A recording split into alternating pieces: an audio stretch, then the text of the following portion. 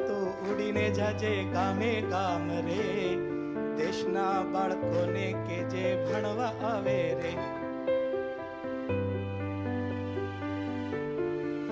राष्ट्रीय शिक्षा नीति 2020 आर्टिफिशियल इंटेलिजेंस और मशीन लर्निंग के जरिए बच्चों को पढ़ाने के लिए बढ़ावा देती है। मेरा भी क्लास ले लिया।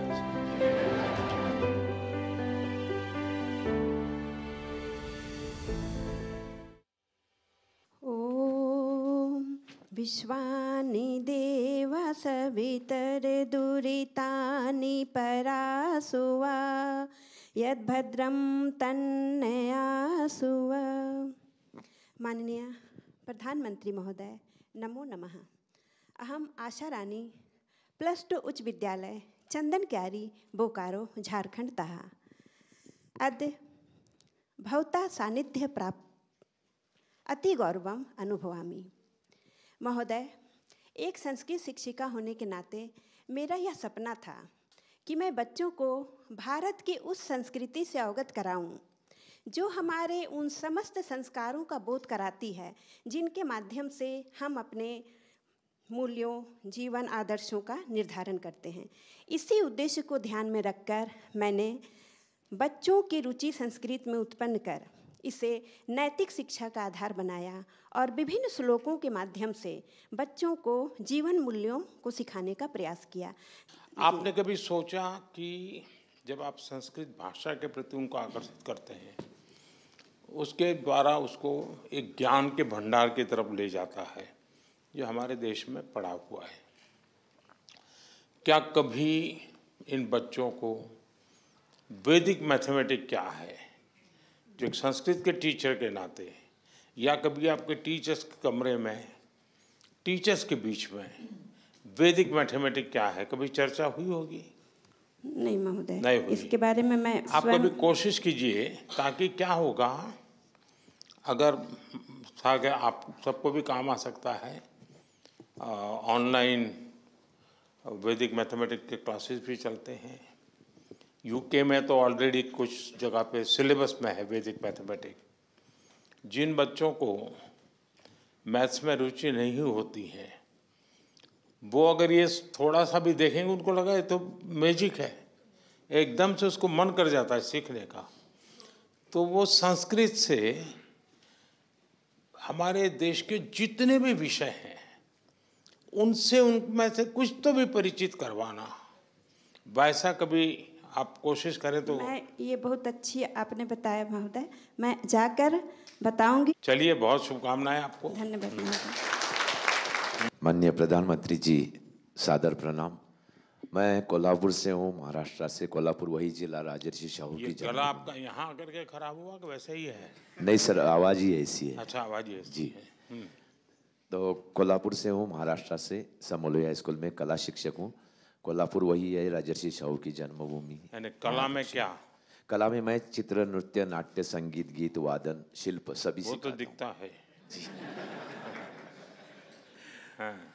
तो मैं प्रायतः ऐसा होता है कि बॉलीवुड या हिंदी फिल्मों के वर्जन सभी तरफ चलते आते हैं। तो मेरे स्कूल में मैं जब से वहाँ पे हूँ 23 साल से, मैंने जो अपनी भारतीय संस्कृति है और लोक नृत्य और जो हमारी शास्त्रीय नृत्य है उसके आधार पर ही रचना की है। मैंने शिवतांडव स्तोत्र किया है और वो भी बड़ी तादाद में मैं करता हूँ, 300, 200 लड़कों को लेके, जिसके विश्व विक्रम भी हुए हैं। छत्रपति शिवाजी महाराज की जीवनी पर भी मैंने किया है, वो भी विश्व विक्रम में दर्ज हुआ था। और मैं शिवतांडव किया है, मैंने माँ देवी का हनुमान चालीसा किया है, देवी के रूप का दर्शन किया है। तो इस तरीके से मैं अपने नृत्य की वजह से। आप तो करते होंगे? मैं खुद भी करता हूँ और मेरे बच्चे भी करते होंगे आप। हाँ, लेकिन जिन स्टूडेंट्स के लिए आपकी जिंदगी है, हाँ, उनके लिए क्या करते हैं? वही सब करते हैं सर। वो क्या करते हैं? 300-400 बच्चे एक नृत्याविष्कार में काम करते हैं। और सिर्फ मेरे स्कूल के ही बच्चे नहीं, मेरे आजू बाजू में थोड़ा स्लम एरिया है, कुछ सेक्स वर्कर के बच्चे हैं, कुछ व्हील चेयर वाले बच्चे हैं, उनको भी मैं एज ए गेस्ट आर्टिस्ट के तौर पे लेता हूँ। लेकिन उन बच्चों को तो आज सिनेमा वाले गीत पसंद आते होंगे। जी सर, लेकिन मैं उनको बताता हूँ कि लोक नृत्य में क्या जान है, और मेरा ये सौभाग्य है कि बच्चे मेरी इस बात सुनते हैं जी। 10 साल से मैं सर कर रहा हूँ। टीचर की नहीं सुनेगा तो बच्चा जाएगा कहाँ? जी सर। कितने साल से आप कर रहे हैं? मैं टोटली मेरे 30 साल हो गए सर। बच्चों को जब पढ़ाते हैं और नृत्य के माध्यम से कला तो सिखाते ही होंगे, लेकिन उसमें कोई मैसेजिंग देते हो आप, वो क्या देते हैं? जी सामाजिक मैसेज पर भी मैं बनाता हूँ। जैसे कि मैं ड्रंक ऑन ड्राइव जो होता है उसके लिए मैं नृत्य नाट्य बिठाया था, कि जिसको मैंने प्रदर्शन पूरे शहर में करवाया था एज अ पथनाट्य के स्वरूप में। जैसे ही मैंने दूसरी बार बताया कि स्पर्श नाम की एक शॉर्ट फिल्म बनवाई थी जिसकी पूरी टेक्निकल टीम मेरी स्टूडेंट्स थे। तो ये 2 दिन से 3 दिन से आप लोग सब जगह पे आपको जाना होता होगा, थक गए होंगे आप लोग, कभी इसके घर कभी उसके घर कभी उसके घर, ऐसे ही चलता होगा। तो इनसे कोई विशेष परिचय कर लिया क्या आप लोगों ने? कोई लाभ लिया कि नहीं किसी ने? जी है सर, बहुत सारे लोग ऐसे मोस्टली जो इससे हायर से है, वो लोगों ने बोला था कि सर अगर हम आपको बुलाएंगे तो आप हमारे कॉलेज आएंगे। अच्छा, मतलब आपने तो आगे का तय कर लिया। मतलब आप कॉमर्शियली भी करते हैं कार्यक्रम? कमर्शियली भी करता हूँ, लेकिन हाँ, फिर तो आपको बहुत बड़ा मार्केट नहीं सर, बहुत बड़ा मार्केट मिल गया नहीं है। सर, उसकी भी एक बात बताना चाहूँगा। कमर्शियली मैं जो भी काम करता हूँ, मैंने फिल्मों के लिए कोरियोग्राफ किया है, लेकिन मैंने 11 अनाथ बच्चे गोद लिए हुए, मैं उनके लिए कमर्शियली काम करता हूँ। उनके लिए क्या करते हैं आप? वो अनाथ आश्रम में थे और उनके में कला गुण थे, तो अनाथ आश्रम की एक पहलू होती है कि 10वीं के बाद उसको ITI में डाल दो। तो मैंने वो धारणा तोड़ने की कोशिश की, तो उन्होंने बोला कि नहीं, हम लोगों को इसको अलाउ नहीं करते हम लोग। तो मैंने उनको बाहर ले लिया, एक रूम में रख लिया। जैसे जैसे बच्चे बड़े होते गए वहाँ पे आ गए, उनकी शिक्षा की। उसमें से 2 कला शिक्षक करके काम कर रहे हैं, 2 लोग हैं वो नृत्य शिक्षक करके गवर्नमेंट स्कूल में लग गए, मतलब CBSE। तो जो ये बढ़िया आप काम करते हैं ये आखिर में बताते हैं, ऐसे कैसे हो? ये बहुत बड़ा काम है कि आपके मन में उन बच्चों के प्रति संवेदना जगना, और किसी ने छोड़ दिया मैं नहीं छोड़ूंगा, और आपने उनको गोद लिया, ये बहुत बड़ा काम किया आपने। सर इस बात का मेरे जीवन से ताल्लुक है, मैं खुद अनाथालय से हूँ, तो इसलिए मुझे लगता है कि जो मुझे नहीं मिला था, तो मेरे पास तभी कुछ नहीं था, और मेरे संचित के पास से अगर मैं वंचित के लिए कुछ करूँ तो ये मेरा परम भाग्य है। चलिए, बहुत आपने सिर्फ कला को नहीं, आपने जीवन को संस्कारों से जिया है, बहुत बड़ी बात है ये। जी धन्यवाद सर। तो सचमुच में नाम आपका सागर सही है। जी सर, आपसे सौभाग्य हुआ, आपसे बात करने का, ये मेरे सौभाग्य की बात है। बहुत बहुत शुभकामनाएं भैया। Thank you sir. माननीय प्रधानमंत्री जी, नमस्कार। नमस्ते जी। मैं डॉक्टर अविनाशा शर्मा हरियाणा शिक्षा विभाग में बतौर अंग्रेज़ी प्रवक्ता के रूप में काम कर रही हूँ। माननीय हरियाणा के जो वंचित समाज के बच्चे हैं, जो ऐसी पृष्ठभूमि से आते हैं जहाँ अंग्रेज़ी भाषा उनके लिए सुनना और समझना थोड़ा मुश्किल होता है, उसके लिए मैंने एक प्रयोगशाला का निर्माण किया है। ये भाषा की प्रयोगशाला न सिर्फ भाषा अंग्रेज़ी भाषा के लिए तैयार की गई है, बल्कि क्षेत्रीय भाषाएं और मातृभाषा दोनों का ही इसमें समावेश किया गया है। महोदय, राष्ट्रीय शिक्षा नीति 2020 आर्टिफिशियल इंटेलिजेंस और मशीन लर्निंग के ज़रिए बच्चों को पढ़ाने के लिए बढ़ावा देती है। इन पहलुओं को देखते हुए मैंने इस भाषा प्रयोगशाला में आर्टिफिशियल इंटेलिजेंस का भी समावेश किया है। जैसे जनरेटिव टूल्स आर्टिफिशियल इंटेलिजेंस के हैं, स्पीकोमीटर और टॉकपाल, उनके ज़रिए भाषा के शुद्ध उच्चारण को बच्चे सीखते और समझते हैं। मुझे बहुत खुशी हो रही है आपसे साझा करते हुए महोदय कि मैंने अपने प्रदेश का प्रतिनिधित्व यूनेस्को, यूनिसेफ, इंडोनेशिया और उज़्बेकिस्तान जैसे क्षेत्रों में, देशों में किया, और उसका प्रभाव मेरे क्लासरूम तक पहुंचा। आज हरियाणा का एक सरकारी स्कूल ग्लोबल क्लासरूम बन गया है, और उसके ज़रिए बच्चे इंडोनेशिया में कोलंबिया यूनिवर्सिटी में बैठे हुए प्रोफेसर्स और स्टूडेंट्स के साथ बातचीत करते हैं और अपने अनुभव को साझा करते हैं। थोड़ा अनुभव बताएंगे किस प्रकार से करते हैं आप, बाकियों को भी पता चले। हाँ जी सर, माइक्रोसॉफ्ट स्काइपाथन एक टाइप का प्रोग्राम होता है जिसको मैंने अपने बच्चों से इंट्रोड्यूस कराया है। कोलंबिया यूनिवर्सिटी के प्रोफेसर्स के साथ बच्चे जब बातचीत करते हैं, उनके कल्चर, उनकी लैंग्वेज, उनकी जो रोज़मर्रा में काम आने वाली चीज़ें हैं, जिस तरीके से वो अपने एकेडमिक्स को इन्हांस करते हैं, वो चीज़ें हमारे बच्चे सीख पा रहे हैं। बहुत खूबसूरत सा एक अनुभव मैं शेयर करना चाहूँगी सर आपसे। मैं जब उज़्बेकिस्तान गई तो वहाँ से जो अनुभव मैंने अपने बच्चों से शेयर किया तो उनको ये समझ में आया कि जिस तरीके से अंग्रेज़ी उनकी अकादमिक भाषा है, ठीक उसी तरीके से उज़्बेकिस्तान के लोग अपनी मातृभाषा उज़्बेक में बात करते हैं, रशियन उनकी ऑफिशियल लैंग्वेज है, राष्ट्रभाषा है, और अंग्रेज़ी उनकी अकादमिक भाषा है। तो वो अपने आप को इस विश्व से जुड़ा हुआ महसूस करते हैं। अंग्रेज़ी उनके लिए सिर्फ एक पाठ्यक्रम का हिस्सा नहीं रह गई है, उनको ये रुचि बढ़ने लग गई है इस भाषा में, क्योंकि अब ये नहीं है कि विदेशों में ही अंग्रेज़ी बोली जाती है और ये उनके लिए बहुत सहज है। ये उनके लिए उतनी ही चैलेंजिंग है, चुनौतीपूर्ण है, जितनी हमारे भारतीय बच्चों के लिए हो सकती है। नहीं, आप बच्चों को दुनिया दिखा रही हैं, अच्छी बात है, हाँ जी, लेकिन देश भी दिखा रही हैं क्या? बिल्कुल सर। जब मैं तो क्षेत्रीय हमारे देश भाषाओं की कुछ चीज़ें जिससे उनको अंग्रेजी सीखने का, जानने का, समझने का मन कर जाए, ऐसा कुछ? सर, मैंने इस भाषा प्रयोगशाला में भाषा कौशल विकास पर काम किया है। तो अंग्रेज़ी भाषा तो एक पाठ्यक्रम की भाषा रही है, बट भाषा सीखी कैसी जाती है, क्योंकि अब मेरे पास जो बच्चे आ रहे हैं वो हरियाणवी परिवेश के हैं। अगर मैं रोहतक में बैठे हुए बच्चे से बात करूं, वो नूंह में बैठे हुए बच्चे से बिल्कुल डिफरेंट भाषा में बात करता है। तो अच्छा, हम उसको जैसे घर में हमारे पास टेलीफोन पुराने ज़माने में वो जो रहता था, हाँ जी, डिब्बा, वो फ़ोन है, और हमारे घर में कोई ऐसे गरीब परिवार की कोई महिला घर काम के लिए अपने यहाँ आती जाती है, हाँ जी सर। इतने में घंटी बजी और वो टेलीफोन उठाती है, उठाते ही बोलती है हेलो। वो कैसे सीखी वो? यही भाषा का कौशल विकास सर बताया, भाषा सुनने पर और उसका प्रयोग करने पर आती है। और इसलिए सचमुच में लैंग्वेज बोलचाल से बहुत जल्दी सीखी जा सकती है। तो बिल्कुल सर। मुझे याद है, मैं जब गुजरात में था तो नडियाद में मेरे यहाँ एक महाराष्ट्र का परिवार नौकरी के लिए, वो प्रोफेसर थे, नौकरी के लिए आए। उनके साथ उनकी वृद्ध माताजी थी। अब ये महाशय पूरा दिन भर स्कूल कॉलेज में रहते थे, लेकिन लैंग्वेज में जीरो रहे वो 6 महीने के बाद भी। और उनकी माताजी कुछ पढ़ी लिखी नहीं थी, लेकिन वो धन गुजराती बोलना शुरू कर दिया। तो मैं एक बार उनके यहाँ भोजन के लिए गया, मैंने पूछा ये नहीं, बोले हमारे घर में जो काम वाली है ना उसको और कुछ आता नहीं, तो बोले मुझे सीख गया। बिल्कुल सर। बोलचाल से सीखा जाता है। बिल्कुल सर। अब मुझे बराबर याद है, मैं जब छोटा था तो मेरे स्कूल में जो टीचर थे थोड़े स्ट्रिक्ट भी थे, हाँ जी, और हमें स्ट्रिक्टनेस थोड़ी तकलीफ करती थी।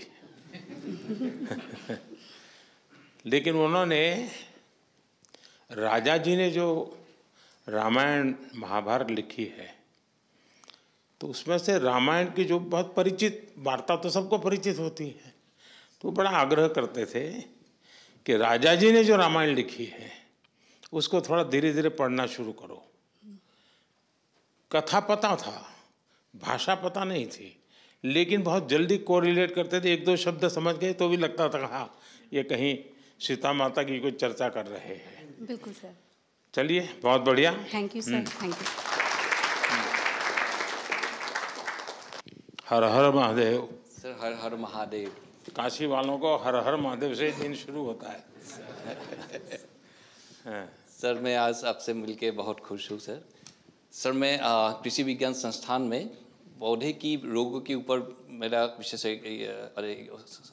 शोध है, और उसमें मेरा एक सबसे बड़ा प्रयास ये है कि जो हम लोग सस्टेनेबल एग्रीकल्चर की बात करते हैं वो ज़मीनी स्तर पे अभी वो उतरे नहीं हैं पूरा चीज़। मेरा इसलिए प्रयास ये है कि हम किसानों को ऐसे तकनीक को हाथ पकड़ाए जो आसान हो और उसकी अभूतपूर्व परिणाम खेतों में दिखे।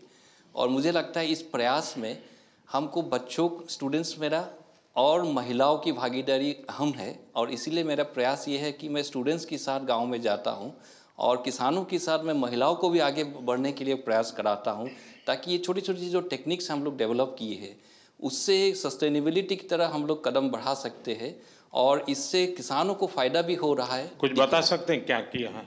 सर हम लोगों ने बीज शोधन की तकनीक को परफेक्ट किया है। हमने कुछ लोकल माइक्रोब्स को आइडेंटिफाई किए हैं। उससे जब हम बीज को शोधन करते हैं तो जब रूट्स आते हैं सर, वो पहले से ही वही विकसित जड़ बनते हैं और उससे वो पौधा बहुत स्वस्थ बनते हैं। और उस पौधे में सर की बीमारियां कम लगती है क्योंकि जड़ इतने मजबूत हो जाते हैं, पौधे को वो एक अंदर से एक ताकत देते हैं कीट और बीमारियों से लड़ने के लिए। तो ये परिणाम लैब में करने वाला काम बता रहे हैं जी। लैंड पर कैसे करते हैं? लैब टू लैंड, जब आप कह रहे हैं आप खुद जा रहे हैं किसानों के पास, जी सर, वो कैसे इसको करते हैं और वो कैसे शुरू करते हैं? सर हम लोगों ने एक पाउडर फॉर्मुलेशन बनाए हैं और इस पाउडर फॉर्मुलेशन को हम किसानों को देते हैं और उनकी हाथों बीज को शोधन करवाते हैं। और ये हम प्रयास कई सालों से निरंतर कर रहे हैं और वाराणसी के आसपास के 12 गांव में हम लोग अभी इस कार्य को किए हैं। और महिलाओं की अगर संख्या की बात कहें तो 3000 से अधिक महिलाएं अभी इस नहीं टेक्निक तो को ये जो इस्तेमाल लोग कर रही हैं। किसान हैं वो किसी और किसान को भी तैयार कर सकते हैं? बिल्कुल सर, क्योंकि जब वो पाउडर लेने के लिए एक किसान आते हैं वो और 4 किसानों के लिए साथ में लेके जाते हैं। और इसका क्योंकि देखा देखी किसान बहुत सीखते हैं और मुझे ये बात की खुशी है कि हमारे जो हम जितने को सिखाए हैं उनसे और कई गुना लोगों ने अपनाए हैं इसको। अधिक पूरा संख्या मेरे पास नहीं है। ज्यादातर किस फसल पे प्रभाव हुआ और किस फसल में? सब्जी और गेहूं पे। सब्जी और गेहूं। जी सर। ये जो प्राकृतिक खेती, इस पर हमारा बल है। जी सर। और जो लोग धरती माँ को बचाना चाहते हैं जी वे सब चिंतित हैं जिस प्रकार से हम इस धरती माँ की सेहत के साथ अत्याचार कर रहे हैं। उस माँ को बचाना बहुत जरूरी हो गया है जी सर। और उसके लिए प्राकृतिक खेती एक अच्छा उपाय दिखता है। उस दिशा में कोई चर्चा हो रही है वैज्ञानिकों में? जी बिल्कुल सर, प्रयास उसी दिशा में है। लेकिन सर किसानों को हम लोग अभी पूरी तरह कन्विंस नहीं कर पा रहे हैं कि रसायन को आप प्रयोग ना करें, क्योंकि किसान डरते हैं कि हम रसायन के प्रयोग नहीं करने से मेरे फसल में कुछ नुकसान हो जाए। एक उपाय हो सकता है, मान लीजिए उसके पास 4 बीघा जमीन है तो 25% 1 बीघा में तुम ये प्रयोग करो, 3 में जो तुम परंपरागत करते हैं वो करो। जी यानी छोटा सा हिस्सा लो, उसको एक प्रकार से अलग से तुम इसी पद्धति से करो तो उसकी हिम्मत आ जाएगी। हाँ यार थोड़ा नुकसान होगा तो 10% 20% हो जाएगा, जी सर। लेकिन मेरी गाड़ी चलेगी। गुजरात के जो गवर्नर है आचार्य देवव्रत जी, वे बहुत ही डेडिकेटेड है इस विषय में, काफ़ी काम करते हैं। अगर आप वेबसाइट पे जाएंगे, क्योंकि आप में से बहुत से लोग हैं जो किसान का बैकग्राउंड वाले होंगे, तो उन्होंने प्राकृतिक खेती के लिए बहुत सारा डिटेल बनाया। ये आप जो एलकेएम देख रहे हैं ना, यहाँ पूरी तरह प्राकृतिक खेती का ही उपयोग होता है हर चीज़ का, यहाँ कोई केमिकल अलाउ नहीं है। ये आचार्य देवव्रत जी ने बहुत ही अच्छी फार्मूला डेवलप की है, कोई व्यक्ति उसको कर सकता है। जी गौमूत्र वगैरह का उपयोग करके करते हैं और बहुत अच्छे परिणाम आते हैं। अगर आप उसको भी स्टडी करें आपकी यूनिवर्सिटी में क्या हो सकता है तो देखिए। जरूर सर। चलिए, बहुत शुभकामनाएं। धन्यवाद। वणक्कम। Vanakkam, Prime Minister ji. I am Dr. A. Gandhimati. I come from Tyagarajar Polytechnic College, Salem, Tamil Nadu, and I have been teaching English in the Polytechnic College for more than 16 years. Most of my Polytechnic students hail from rural background. They come from Tamil medium schools. So they find it difficult to speak, at least open their mouth in English. नहीं, लेकिन हम लोगों को ये भ्रम है, शायद सब लोगों के ही होगा, कि भाई यानी तमिलनाडु मतलब सबको अंग्रेजी आती है। Obviously, sir, there are rural people, sir, who study from the vernacular language medium. So they find it difficult, sir. So for them, we teach. और इसीलिए इसी जो नई शिक्षा नीति है उसमें मातृभाषा पर बहुत बल दिया गया है। Yes, sir. So we are teaching English language, sir, and as per NEP 2020, as it lays on 3 languages, now we have, and in mother tongue learning, we have now introduced as an autonomous institution, we have now introduced our mother tongue language also in learning technical education, sir. क्या आप में से कोई है जिसने बहुत हिम्मत के साथ ऐसा प्रयोग किया हो कि मान लीजिए एक स्कूल में 30 बच्चे हैं, वो प्योरली अंग्रेजी भाषा के माध्यम से और उन्हीं के बराबर के दूसरे 30 बच्चे वही विषय अपनी मातृभाषा में पढ़ते हैं, तो कौन सबसे ज़्यादा आगे जाता है, कौन ज़्यादा जानता है? क्या अनुभव आता है आप लोगों का? हाँ, क्योंकि क्या है, मातृभाषा में वो डायरेक्ट चीज को पकड़, उसको मेंटली अंग्रेजी फिर उसका अपनी भाषा में ट्रांसलेट करेगा, फिर उसको समझने का प्रयास करेगा, बहुत एनर्जी जाती है उसकी।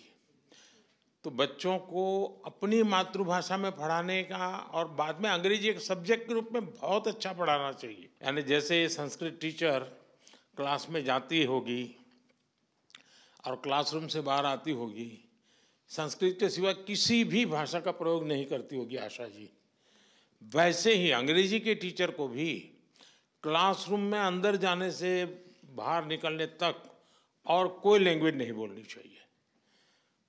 अंग्रेजी करेंगे तो वो भी उतनी ही बढ़िया तरीके से करेंगे। फिर ऐसा नहीं कि वे एक वाक्य अंग्रेजी और फिर 3 वाक्य मातृभाषा में पढ़ाएंगे, तो वो बच्चा कैच नहीं कर सकता है। अगर हम उतना डेडिकेशन लैंग्वेज के प्रति भी होगा तो बुरा नहीं है, और हमें तो अपने बच्चों की आदत डालनी चाहिए ज़्यादा से ज़्यादा भाषाएं सीखने का, उनके मन में इच्छा जगनी चाहिए। और इसलिए कभी कभी स्कूल में तय करना चाहिए, इस बार हम अपने स्कूल में 5 अलग अलग राज्यों के गीत सिखाएंगे बच्चों को। 5 गीत एक साल में मुश्किल नहीं है, तो 5 भाषा के गीत जान लेंगे। कोई असमिया करेगा, कोई मलयालम में करेगा, कोई पंजाबी करेगा, पंजाबी तो खैर कर ही लेते हैं। चलिए, बहुत बहुत शुभकामनाएं, wish you all the best. प्रधानमंत्री जी, मेरा नाम उत्पल सैकिया है और मैं असम से हूँ। मैं अभी north east skill centre Guwahati में फूड एंड बेवरेज सर्विस में एक प्रशिक्षक के रूप में काम कर रहा हूँ। और मैं इधर नॉर्थ ईस्ट स्किल सेंटर में मेरा अभी 6 साल संपन्न हो गया है, और मेरा मार्गदर्शन से अब तक 200 से ज़्यादा छात्र सफलतापूर्वक प्रशिक्षित हो गया है, और देश और विदेश में 5 स्टार होटलों में काम। कितने समय का कोर्स है आपका? 1 साल का कोर्स है। 1 ईयर? Yes sir. हाँ। और हॉस्पिटैलिटी का जानते हैं वो? Hospitality, food and beverage service sir. Food and beverage, उसमें क्या विषय सिखाते हैं आप? हम सिखाते हैं कैसे गैस से बातें करते हैं, कैसे फूड सर्विस होता है, कैसे ड्रिंक सर्विस होता है। तो इसके लिए हम क्लासरूम में स्टूडेंट्स को ऑलरेडी रेडी कराते हैं, डिफरेंट टेक्निक्स सिखाते हैं, कैसे गैस का प्रॉब्लम सॉल्व करना है, कैसे टैकल करना है, वो सब हम सिखाते हैं। जैसे कुछ उदाहरण बताइए। इन लोगों को काम है कि इनको घरों में बच्चे ये नहीं खाऊंगा, ये खाऊंगा, ये नहीं खाऊंगा, ऐसा करते हो, तो आप अपनी टेक्निक सिखाइए इनको। नहीं, बच्चों के लिए अभी तो मेरे पास कुछ टेक्निक है नहीं, लेकिन जो गेस्ट आते हैं, हम लोग जो हमारे पास होटल्स में आते हैं, तो उन लोग को कैसे टैकल करना है, मतलब पोलाइटली, हम्बली उन लोग को बातें सुन के। यानी ज्यादातर आपका फोकस सॉफ्ट स्किल पर है? हाँ जी सर, हाँ जी सर, सॉफ्ट स्किल्स। ज्यादातर वहाँ से निकले हुए बच्चों को जॉब के लिए अपॉर्चुनिटी कहाँ रहती है? ऑल ओवर इंडिया, जैसे कि दिल्ली हो गया, यानी मेनली बड़े बड़े होटल में? बड़े बड़े होटल्स में, हाँ। हमारा मतलब 100% प्लेसमेंट गारंटेड है। हमारा प्लेसमेंट टीम है, वो लोग देखते हैं। तो वैसे आप गुवाहाटी में हैं? हाँ जी सर। अगर मैं हेमंता जी से कहूँ हाँ जी सर, कि हेमंता जी के जितने मिनिस्टर्स हैं, हाँ जी सर, उनके स्टाफ को आप ट्रेन करें और उनके अंदर एक कैपेसिटी बिल्डिंग करें, ताकि उनके यहाँ गेस्ट आते हैं, हाँ जी सर, और उसको मालूम नहीं होता है कि ये गेस्ट को बाएं हाथ से पानी दूं या दाहिने हाथ से, तो हो सकता है। डेफिनेटली हो सकता है सर। देखिए, ये बात आपको आश्चर्य होगा, मैं जब गुजरात में था मुख्यमंत्री, तो मेरे यहाँ एक होटल मैनेजमेंट स्कूल था। तो मैंने बड़ा आग्रह किया था कि मेरे जितने मिनिस्टर्स हैं, उनका जो पर्सनल स्टाफ है, उनको सैटरडे संडे जा कर के वो सिखाएंगे। तो उन्होंने वॉलंटियरली सिखाना तय किया, और मेरे यहाँ जितने भी बच्चे काम करते हैं, या माली काम करता था या कुक काम करता था, मैं जितने भी मिनिस्टर्स के यहाँ, सबकी वहाँ पर 30-40 घंटे का करीब सिलेबस होता था। उसके बाद उनके परफॉर्मेंस में से इतना बदलाव आया और घर में जाते ही पता चलता था कि वाह कुछ नया नया लग रहा है। और तो जो परिवार वाले हैं उनको शायद उतना ध्यान में नहीं होता, मेरे लिए तो बड़ा आश्चर्य होता था कि यार तुमने कैसे कर दिया सब, तो वहाँ सीख के आता था। तो मैं समझता हूँ कभी ये भी करना चाहिए ताकि एक बहुत बड़ा ब्रांड बन जाएगा कि भाई हाँ, एक छोटा सा होता है, इवन घर में काम करने वालों को भी आते ही कोई नमस्ते कहते, जैसे टेलीफोन उठाने वाले लोग सरकारी दफ्तर में कुछ लोगों की ट्रेनिंग होते हैं, वो जय हिंद बोल करके उठाएंगे फ़ोन या नमस्ते करके उठाएंगे, कुछ हाँ बोलो क्या कहना है, तो वहीं से बात बिगड़ जाती है। तो आप उसको बराबर ठीक से सिखाते हैं? सिखाते हैं सर, सिखाते हैं। चलिए बहुत बधाई है आपको। धन्यवाद सर, धन्यवाद। तो बोरी सागर वो थे, वो आपको कुछ थे क्या? दादा थे, अच्छा। वो हमारे बहुत हास्य लेखक हुआ करते थे। हाँ जी सर। तो आप क्या करते हैं? सर मैं अमरेली से प्राइमरी स्कूल में टीचर हूँ और वहाँ पर श्रेष्ठ पाठशाला निर्माण से श्रेष्ठ राष्ट्र निर्माण के जीवन मंत्र के साथ पीछे 21 साल से काम कर रहा हूँ सर। क्या विशेषता क्या है आपकी? सर मैं हमारे जो लोकगीत कहते हैं आप बहुत पेट्रोल जलाते हैं। हाँ सर, वो बाइक पर में जो हमारा प्रवेशोत्सव आपके द्वारा जो हमारा सफल कार्यक्रम वहाँ से शुरू हुआ 2003 से। सर हमारे जो लोकल गरबा गीत है उसको मैं एजुकेशन अवेयरनेस गीत में परिवर्तित करके मैं गाता हूँ, जैसे पंखीड़ा है हमारा। सो अगर आपकी अनुमति हो तो हाँ हो जाए। पंखीड़ा तू उड़ीने जाजे गामे गाम रे, पंखीड़ा तू उड़ीने जाजे गामे गाम रे, देशना बाळकोने के जे भणवा आवे रे, मारा गामना बाळकोने के जे शाळामां आवे रे, हे पंखीड़ा ओहो पंखीड़ा पंखीड़ा हो। ये गुजराती बहुत प्रसिद्ध लोकगीत है, उन्होंने उसको शब्द बदल दिए हैं और वो कह रहे हैं कि बच्चों को गीत से बताते हैं कि अरे भाई तुम स्कूल चलो, पढ़ने के लिए चलो, यानी अपने अपने तरीके से वो कर रहे हैं। और सर 20 भाषा के गीत भी मैं गा सकता हूँ। 20 भाषा के साथ। अरे वाह। अगर मैं केरला के बारे में बच्चों को सिखाता हूँ तो मैं कोट्टनाडन पुंजे इल्ले तित्तई तग तई तई तुम कोच्चु पेन्ने को इल्लाले तित्तिता तित्तई तई कोट्टु वेणम कुरल वेणम कुरवा वेणम। अगर तमिल में सिखाता हूँ तो तमिल के दोस्त है वाह यानी आओ, पधारो, वेलकम। सो वाह वाह वाह वाह वाह वाह उड़ी पड़े त कन्नी नाई वाह वाह वाह उर्द कौंड नेंजी नाई वाह वाह वाह। अगर मैं मराठी में आनंद कंद ऐसा आहिंद देश माझा, आनंद कंद ऐसा। अगर कन्नड़ा में भारता नಮ್ಮದು ಅಂದು ಇಂದು ಎಂದಿಗೂ ಇದುವಯೇ ಸ್ವರ್ಗವು ಹರಿಯ ಜರಿಯ ನಮ್ಮಿದು भारता ನಮ್ಮದು। भारत माता को नमन करता हूँ। अगर मैं राजस्थानी में सिखाता हूँ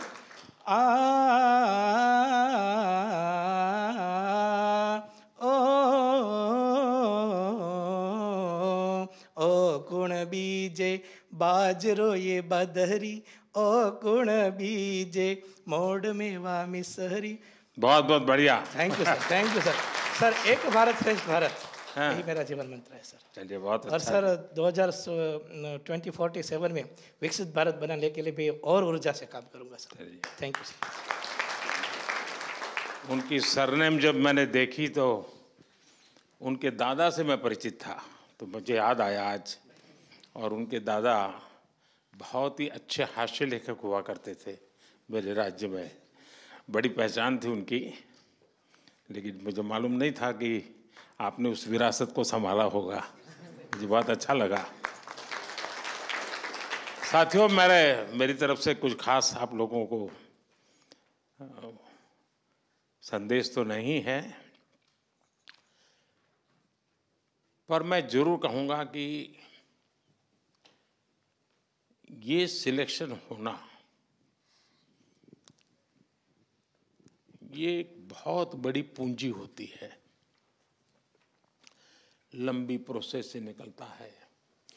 पहले क्या होता था मैं इसकी चर्चा नहीं करता हूँ, लेकिन आज कोशिश है कि देश में ऐसे होनहार लोग हैं जो कुछ को नया कर रहे हैं। इसका मतलब ये नहीं कि हमसे कोई ज़्यादा अच्छे टीचर नहीं होंगे, किसी और विषय में अच्छा नहीं करते होंगे, ऐसा नहीं हो सकता है। ये तो देश है बहुरत्ना वसुंधरा हैं, कोटि कोटि टीचर्स ऐसे होंगे जो बहुत उत्तम काम करते होंगे, लेकिन हम लोगों की तरफ ध्यान गया होगा, हमारी कोई विशेषता होगी जो देश की में खास करके नई शिक्षा नीति के लिए आप लोगों के जो प्रयास हैं वो काम आ सकते हैं।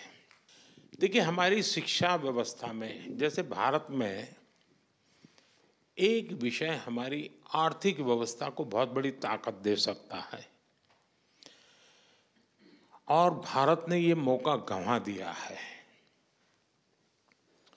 हमने फिर से एक बार उसको प्राप्त करना है, और वो हमारे स्कूलों से शुरू हो सकता है, और वो है टूरिज्म। अब आप कहेंगे हम बच्चों को पढ़ाएं या टूरिज्म करें, मैं नहीं कह रहा हूँ आप टूरिज्म करें, लेकिन अगर स्कूल के अंदर टूर तो जाती होगी, लेकिन ज़्यादातर टूर कहाँ जाती हैं? जहाँ टीचर ने जो देखा नहीं है वहाँ टूर जाती है। स्टूडेंट को क्या देखना चाहिए वहाँ टूर नहीं जाती है। अगर स्टूडेंट का टीचर का उदयपुर रह गया तो फिर कार्यक्रम बनाएंगे कि स्कूल इस बार उदयपुर जाएगी, और फिर सबसे जो भी पैसे लेने होते हैं, जो टिकट का खर्चा होता है, सब कलेक्ट करते हैं, फिर जाते हैं। लेकिन मेल तो जैसे माँ कहती है ना, बच्चे को आइसक्रीम खाना है तो हम लोग कभी सोच करके जैसे टाइम टेबल बनाते हैं, साल भर का आप लोग पूरा काम तय कर लेते हैं किसको करना कैसे, क्या उसमें हम अभी से कि भाई 24-25 में 8 या 9 कक्षा के विद्यार्थियों के लिए डेस्टिनेशन ये होगा, 9 और 10 के लिए ये होगा, न जो भी तय करें आप।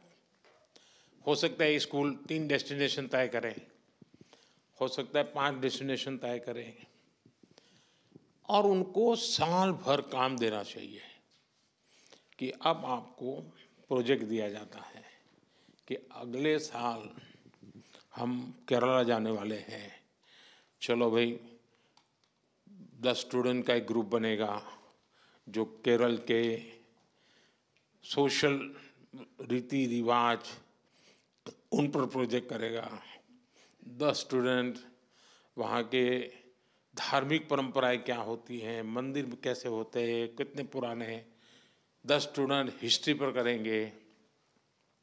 साल भर 1-1, 2-2 घंटा इस पर डिबेट होती रहे, केरल केरल केरल केरल केरल चलता रहे, और फिर केरल के लिए निकल पड़े।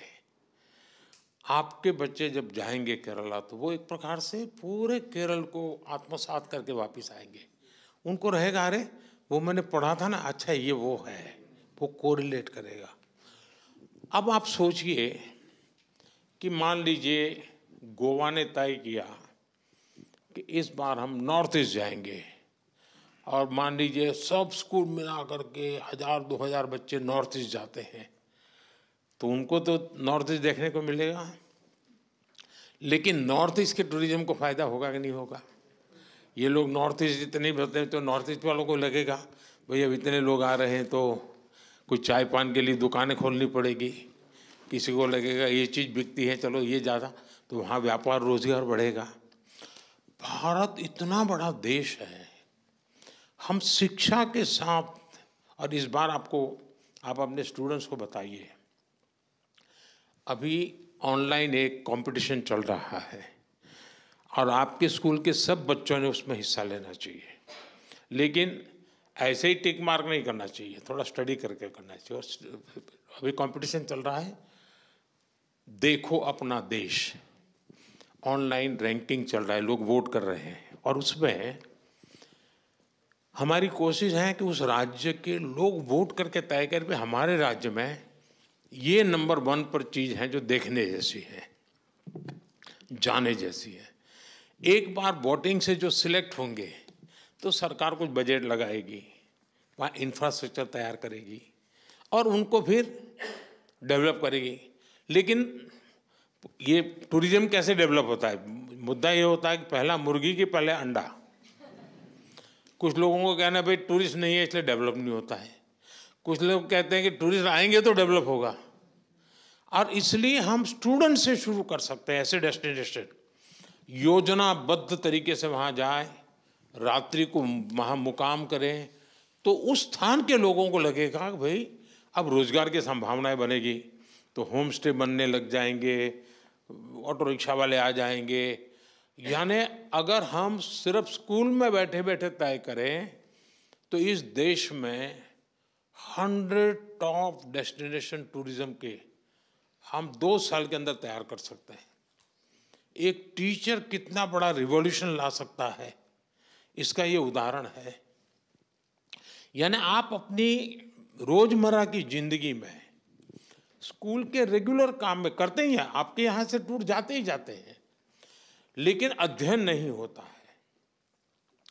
जहां जाना है उसका साल भर अध्ययन होगा तो वो शिक्षा का काम हो गया। जाकर के उस जगह पे जाते हैं तो वहां पर इकोनॉमी को लाभ हो सकता है। उसी प्रकार से मेरा आपसे आग्रह है कि आपके नज़दीक में जहाँ भी यूनिवर्सिटी हो, कभी न कभी आपके 8वीं 9वीं कक्षा के बच्चों का उस यूनिवर्सिटी में टूर कराना चाहिए। यूनिवर्सिटी से बात करनी चाहिए भाई हमारे 8वीं कक्षा के बच्चे आज यूनिवर्सिटी देखने आएंगे। मेरा एक नियम था, जब मैं गुजरात में था तो कहीं पर यूनिवर्सिटी में अगर कॉन्वोकेशन में बुलाते थे तो मैं उनसे कहता था भाई मैं आऊँगा ज़रूर, लेकिन मेरे 50 गेस्ट साथ आएंगे।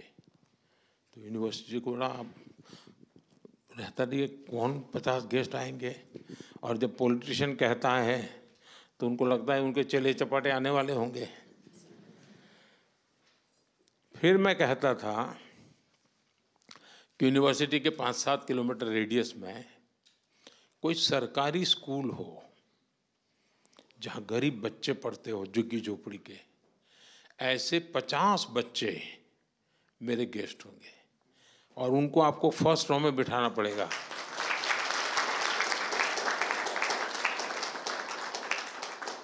अब ये बच्चे जब ये कॉन्वोकेशन देखते हैं, है तो बिल्कुल गरीब परिवार के बच्चे, उनके मन में उसी दिन सपना हम बो देते हैं, कभी मैं भी ऐसा टोपा पहन करके, ऐसा कुर्ता पहन करके मैं भी अवार्ड लेने जाऊंगा। ये भाव उसके मन में रजिस्टर हो जाता है। आप भी अगर अपने स्कूल के ऐसे बच्चों को ऐसी यूनिवर्सिटी देखने के लिए ले जाए, यूनिवर्सिटी से बात करेंगे, साहब आपके यहाँ इतने बड़े बड़ी बातें होती हैं, हम देखना चाहते हैं। वैसे ही स्पोर्ट्स के इवेंट होते हैं। कभी कभी हम क्या करते हैं, जैसे ब्लॉक लेवल का स्पोर्ट्स कंपटीशन है तो कौन करेगा, वो पीटी टीचर जाने, वो खेलने वाला बच्चा जाने जाएगा। सचमुच में पूरी स्कूल को स्पोर्ट देखने के लिए जाना चाहिए। भले कबड्डी चल रही है, किनारे बैठेंगे ताली बजाएंगे, कभी कभी देखते देखते ही उसमें से खिलाड़ी बनने का मन किसी को जग जाता है। खिलाड़ी को भी लगता है यार मैं कोई इकलौता अपने पागलपन के कारण खिलाड़ी नहीं बना हूँ, मैं खेल खेल रहा हूँ, मतलब मैं एक समाज का एक अच्छा प्रतिनिधित्व कर रहा हूँ। उसके अंदर एक भाव जगता है। एक टीचर के नाते मैं ऐसी चीज़ों को इनोवेट करता रहूं और कोई एक्स्ट्रा प्रयत्न के बिना जो है उसको +1 करना है बस, ये अगर हम कर सकते हैं तो आप देखिए स्कूल का भी नाम बन जाएगा, जो टीचर इसमें काम करते हैं उनके प्रति भी देखने का एक भाव बदल जाएगा। दूसरा, आप लोग कोई ज़्यादा संख्या है नहीं, लेकिन आप में से सबको पता नहीं होगा कि बाकियों को किस कारण से ये अवार्ड मिला है, पता नहीं होगा। आपको लगता होगा मुझे मिला, उसको भी मिला होगा, मैं ये करता हूँ मुझे मिल गया, वो भी कुछ करता होगा मिल गया। ऐसा नहीं, आपकी कोशिश होनी चाहिए इन सब के अंदर ऐसी कौन सी विशेषता है, इन लोगों में ऐसा कौन सा कर्तव्य है जिसके कारण देश का उन पर ध्यान गया है। मैं उसमें से 2 चीजें सीख करके जा सकता हूं क्या? आपके लिए ये 4 दिन 5 दिन एक प्रकार से स्टडी टूर है। आपका सम्मान गौरव हो रहा है वो तो एक है, लेकिन अपने से, जैसे मैं आप सबसे बात कर रहा हूँ, मैं आप लोगों से सीख रहा था, आप लोग कैसे करते हैं जान रहा था। अब ये मेरे लिए अपने आप को एक बड़ा प्रसन्न करने वाली बात थी। और इसलिए मैं कहता हूँ कि आपके जितने साथी हैं, दूसरा किसी ज़माने में जब हम छोटे थे तब पत्र मित्र वैसा एक ज़माना हुआ करता था, हैं? अब सोशल मीडिया हो गया है तो वो तो दुनिया चली गई, लेकिन क्या आप लोगों का सबका एक व्हाट्सएप ग्रुप बन सकता है? सबका, जो लोग कब से बना है? अच्छा, कल ही बना है, चलिए अच्छा, 8-10 दिन हो गए, मतलब गुड बिगिनिंग है। एक दूसरे से आपने एक्सपीरियंस शेयर करने चाहिए। अब आपको यहाँ कोई तमिलनाडु के टीचर से परिचय हुआ है, आपकी टूर तमिलनाडु जाने वाली है आपकी स्कूल की, अभी से उनको कहिए जरा बताइए, देखिए आपकी कितनी बड़ी ताकत बन जाएगी। आपको कोई मिलेगा, रहे केरल, अरे मैं उसको जानता हूँ, जम्मू कश्मीर, अरे मैं उससे तो परिचित हूँ, आप चिंता मत कीजिए, मैं उनको फ़ोन कर देता हूँ।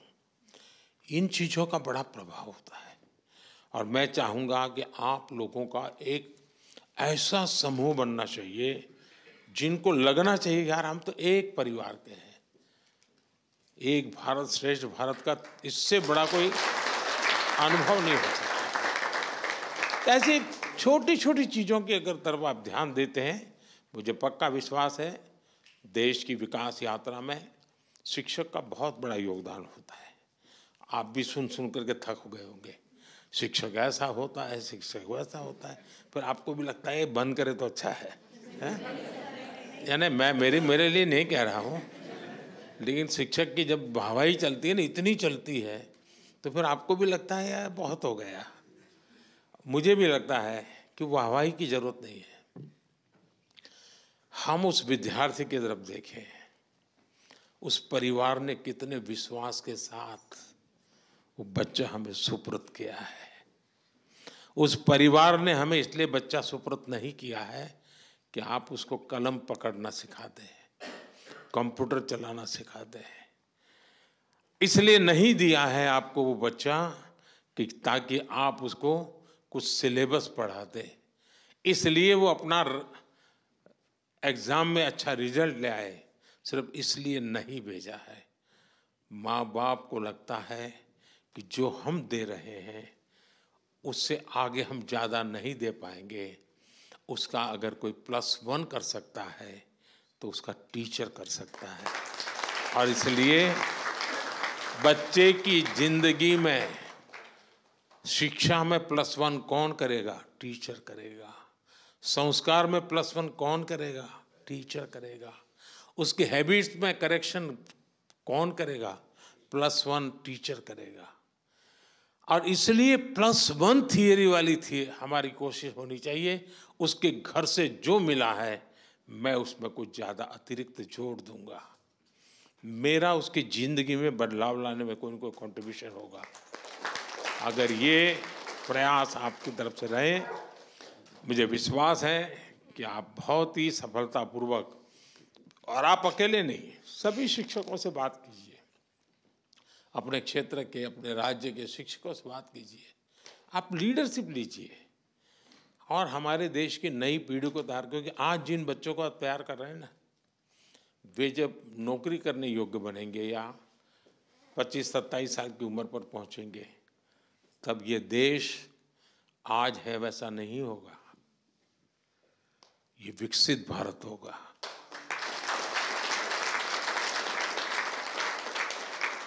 आप उस विकसित भारत में रिटायरमेंट का पेंशन लेते होंगे, लेकिन जिसको आज आप तैयार कर रहे हैं वो उस विकसित भारत को नई ऊंचाइयों पर ले जाने वाला एक सामर्थ्यवान व्यक्तित्व बनने वाला है। और आपके पास कितनी बड़ी जिम्मेवारी है। ये विकसित भारत ये कोई सिर्फ मोदी का कार्यक्रम नहीं है। हम सबको मिलकर के विकसित भारत के लिए ऐसा मानव समूह भी तैयार करना है, ऐसे सामर्थ्यवान नागरिक भी तैयार करने हैं, ऐसे सामर्थ्यवान नौजवान तैयार करने हैं। अगर हमें आगे चल करके 25-50 गोल्ड मेडल अगर खेलकूद में लाने हैं, कहाँ से निकलेगा वो खिलाड़ी? जो आपके स्कूल में दिखते हैं उन बच्चों में से निकलने वाला है। और इसलिए हम उन सपनों को लेकर के, और आपके पास बहुत लोग हैं सपने होते हैं, लेकिन उनके सामने इन सपनों को साकार कैसे करें? आप वो लोग हैं, आपके मन में जो सपना आए उस सपने को साकार करने के लिए वो लेबोरेटरी आपके सामने ही है, रॉ मटेरियल आपके सामने है, वो बच्चे आपके सामने हैं। आप अपने सपनों को लेकर के उस प्रयोगशाला में प्रयास करेंगे, आप जो चाहे वो परिणाम लेकर के आएंगे। मेरी तरफ से आपको बहुत बहुत शुभकामनाएं, बहुत बहुत धन्यवाद।